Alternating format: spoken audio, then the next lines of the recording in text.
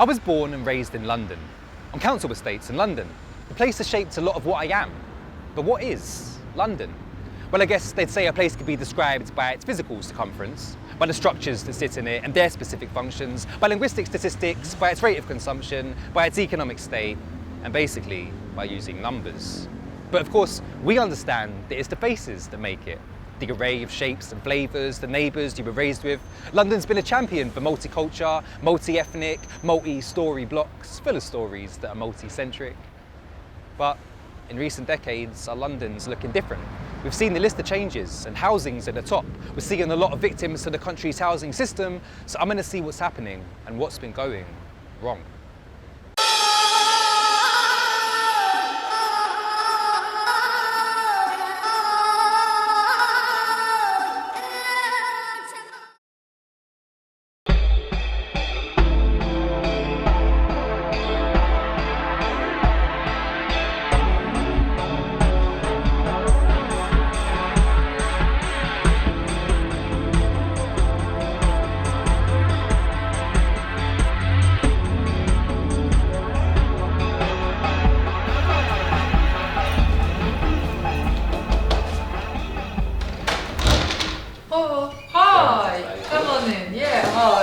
Nice to see you. Yeah, come on in. Aisen, how long have you lived on the Aylesbury and what's it been like to live in this community? I've been living here for last 25 years and the community is very, very diverse and very colorful, and also, I feel like, I belong to, I'm not outsider when I am in Aylesbury community. That's what I love. What is important for me, especially as a woman living in the community, everybody watch each other. So, if you need any support, if you need anything, who you gonna go? Your next door or your neighbors. And what's been the threat to the estate so far? So could you tell us a little bit about the threats and the regeneration on the estate? I think it's 1990 or 2000, they start sending a letter to, the good intention, to how they're gonna make nicer for us, which I immediately realized that is, the privatization.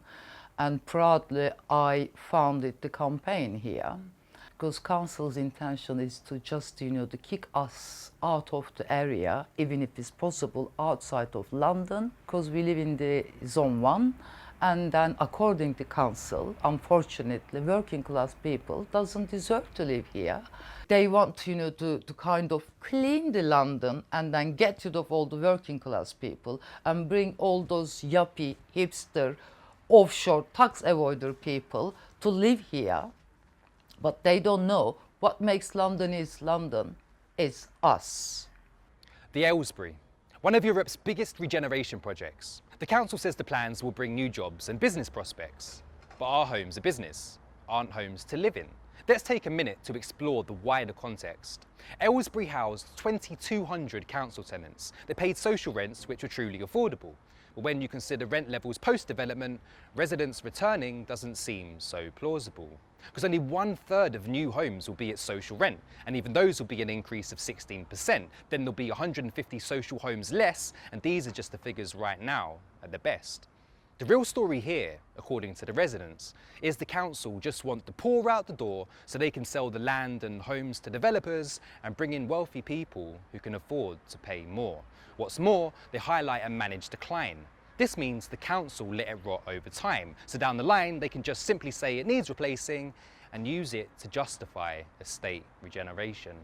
When a lot of people think about regeneration, they are told by the council, by developers, that it means that residents will be moved out of their homes, they will rebuild the block, rebuild the estate, and then the old residents will move back into shiny new homes.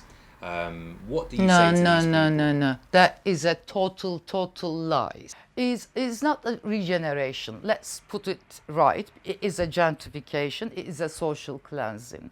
All over the London, every council acting, the servant of the property developers. And who are buying those things? Offshore people, tax avoiders.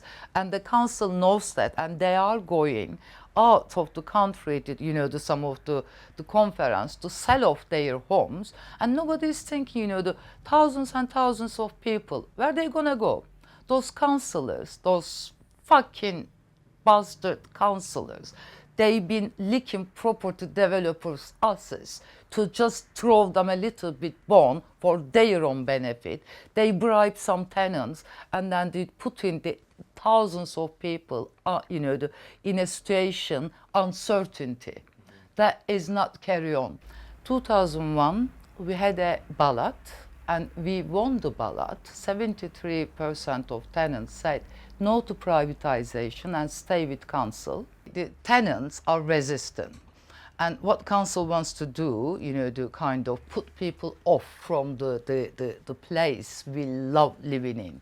So what they are doing, the winter time, Christmas time, 10 days, no heating, and constantly no proper cleaning, maintenance, repair, nothing they are doing.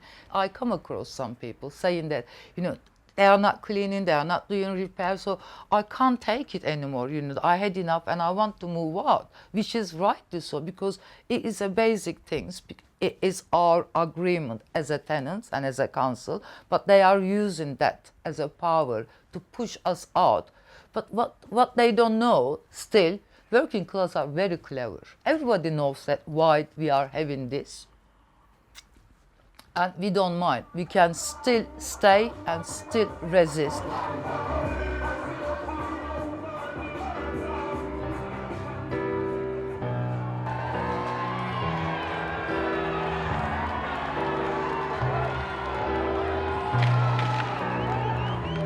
The 3 years ago, 2015, one of the empty site of the Aylesbury Estate, the first site, we occupied one of the building, and our occupation bring back Aylesbury on the horizon again. And then we try to underline that all those flats are empty and people are on the waiting list. And our occupation took 2 months, which council spent lots of money to put the border around us, all the razor things, but they didn't know that nothing can stop us. The Aylesbury Estate, they divided 4 phases. Only the first phase they managed to empty it, and unfortunately they made a deal, one of the leaseholders, and then we lost the first phase. We know that, but we have second, third, and fourth phases, and we are still campaigning, and we are still fighting, we are still organizing, and we want people to know that we haven't lost it, and the fight goes on.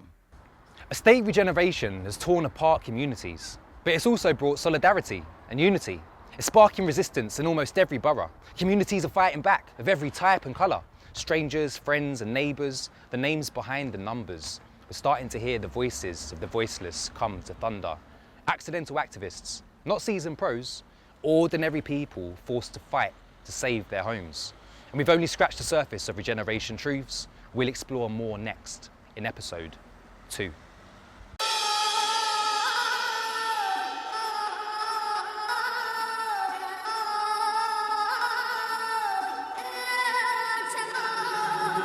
Living in the capital, they're killing us of capital. London isn't home now, this London is a battlefield. The battle's real, we're dying here. Britain's been a shooting ground, they're treating us like animals, like cattle getting moved around and booted. No to social cleansing, no to gentrification, fuck them all. Bang.